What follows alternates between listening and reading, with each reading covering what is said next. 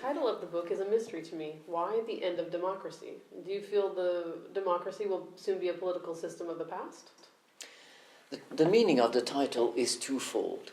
Today's political regime that we call democracy has achieved what it was created for. It has reached its objective, its end. So it will disappear and make way for something new. And what was its objective? Democracy was invented and put in place with the purpose of bringing to power powerful minorities who would become the real sovereigns. Sovereignty first rested in the hands of the king.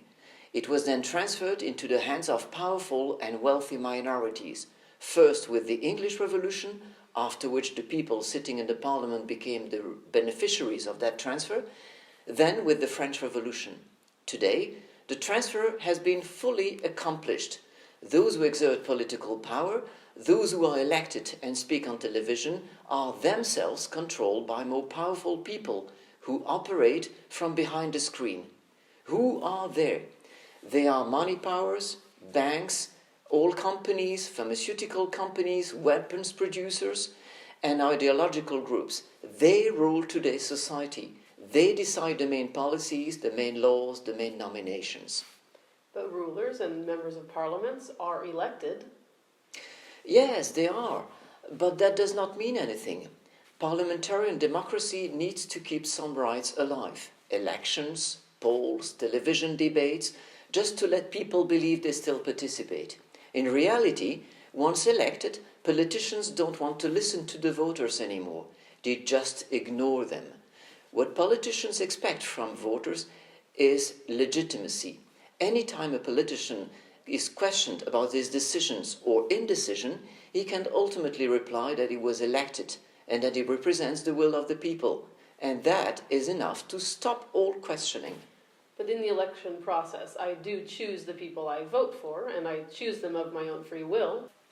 You don't. You do not decide who the candidates are on the list. You are not part of this early selection. You vote for people you barely know, probably because you saw them once on television. All you know about them is their campaign platform and their propaganda. You do not know where their real allegiances lie. You don't know who funds their campaigns, and you don't know what they promised behind closed doors in order to be elected. But the elected politicians are still accountable for their decisions. Not at all. Accountability is a meaningless term in democracy. Have you ever seen a former minister or president being called back some years later to justify one of the disastrous decisions he made? This just never happens. They enjoy generous pensions, paid with taxpayers' money, and don't worry about the rest. They are not accountable because they are elected. They might argue that their constituency is accountable, but accountability spread over millions of voters is nothing tangible and has absolutely no effect. And you claim all of this was done on purpose? Exactly. Democracy is a system in which organized and powerful minorities rule a disorganized majority. And that's what we are, a disorganized majority. The purpose is to let private interests prevail on the common good. Democracy allows powerful and wealthy minorities to serve their own interest through political means.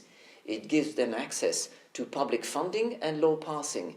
They use democracy to their own benefit. By no means are they concerned with the common good.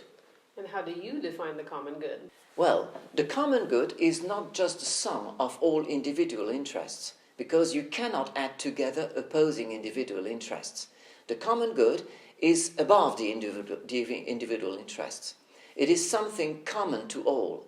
The political authority must take care of the long-term good of the whole society and not the short-term good of the individuals. Take national security, for example. National security concerns everyone in the country, not only those living near the borders. The same applies to pressing issues such as immigration, taxes, education, or a declining birth rate. In all these examples, policymakers must not be influenced by individual interests. They must take long-term decisions keeping in mind the common good. And do you think the common good is not served by elected officials? You think all elected officials serve their own interests or those of special interest groups? No, you can accidentally have truly impartial statesmen, but they will be the exception. The main tendency of democracy is to produce politicians open to corruption. Political candidates are actually chosen according to their willingness to satisfy the interests of the money powers.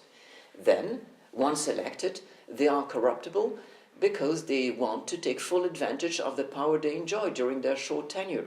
It is a win-win situation for politicians and money powers. It's a general population that loses out. Those impartial statesmen can help reform democracy and help put the political system back on the right track? I don't think democracy can be reformed. A democratic ruler who would like to reform the system only stays in power a few years. The term is too short. Should he plan on reforming it, he would be surrounded by enemies and totally neutralized.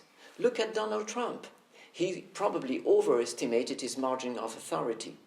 The system is raising obstacles everywhere and is preventing him from keeping his promises, provided he wants to keep them. A policy needs more than just 1 or 2 terms to bear fruit. Sometimes it needs a generation or 2. Democracy is incapable of providing society with the stability and the remedies it needs. Every term, the party in power changes and destroys what its predecessor established. That's political alternation, a loss of money and efficiency to the detriment of society. What is the alternative to democracy? Would you recommend a dictatorship? Dictatorship and totalitarian states are the natural results of democracy. They are not the opposite of democracy, and they often go together. Democracies naturally degenerate over time into worse political systems. Based on false principles, they can only deviate to unfair political situations to the detriment of the people they claim to rule. Democracy naturally develops into an oligarchy, which means the power of a minority, but it may also fall into chaos and civil war. When the democratic mess becomes unmanageable, when the political passivity puts society on the brink of self-destruction, then stronger political systems may appear as the only solution. The idea suddenly becomes very popular to a desperate population. But is it a risk a people should take? In the ancient Roman Republic, it was possible to appoint dictators with the purpose of saving the Republic. The man was in charge for 6 months, no more. The Romans were clever enough to understand the advantages, but also the risks of dictatorship. So the best way to avoid the need of dictatorship is to renounce democracy. So you seem to be saying that democracy is not natural. Can you explain that? Sure. Look at all possible human communities and the ways they rule themselves, whether it be families, companies, schools, administrations, armies, etc. They almost never resort to voting to determine leadership and rules. Leadership is based on competence, qualifications, property, seniority, etc. But it is rarely based on mere numbers. And this is precisely what happens in politics. This means that society, which is the most complex human community, is managed according to absurd rules that aren't applied anywhere else because they are irrelevant or dangerous. Isn't that telling? Well, I never thought about it in quite that way. Democracy, everyone, even the most illiterate and the most immature person, can vote and give political power to the lesser qualified and the lesser reliable person. This is irrational.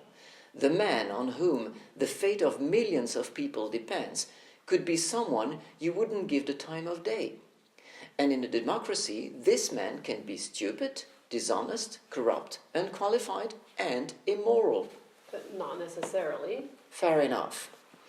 But does it reassure you, as a voter, to say that democracy can only as an exception give political power to a worthy person? To be elected in a democratic system, you'd better be immoral, because you offer more guarantees to those who want to manipulate you. Moral, qualified, idealistic rulers are not welcome in politics because they refuse bribes and they want to serve the common good. Moral people rarely access power because they follow their conscience and are too difficult to manipulate. That's why you hardly find them in politics. In summary, is it fair to say that you don't consider democracy to be the culmination of political progression? Well, to start with, I don't believe in linear progression. There are a lot of accidents and regressions in human history, and I do consider democracy to be an accident or a regression compared to previous political systems. Democracy is the result of a dramatic breach in human history, beginning with the French Revolution. Unfortunately, it did not take into consideration of aspects of the human experience to prevent society from erring. It tried to reinvent human society, which is foolish and pretentious. That opened the gates to ideology-based systems like Nazism, fascism, communism, and now democracy, which go against human nature, self-destruct, and clearly benefit an elite minority.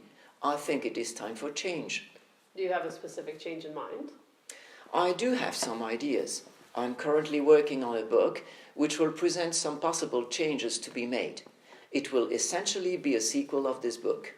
Well, I look forward to reading about your possible solutions to the problems that you find with democracy, and I thank you for talking with me today. Thank you very much.